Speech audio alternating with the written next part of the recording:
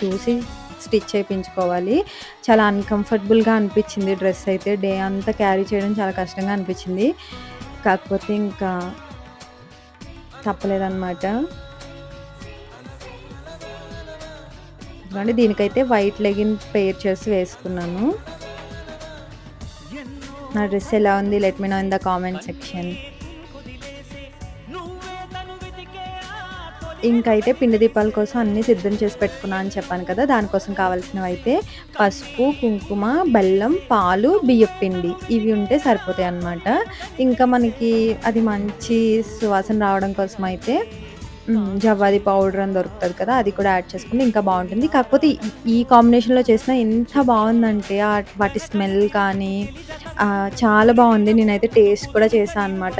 ఇదైతే యాక్చువల్‌గా చలిమిడితో దీపాలు, పిండి దీపాలు. ఫస్ట్ టైమ్ ట్రై చేశాను నేను. యాక్చువల్‌గా ఆ రోజు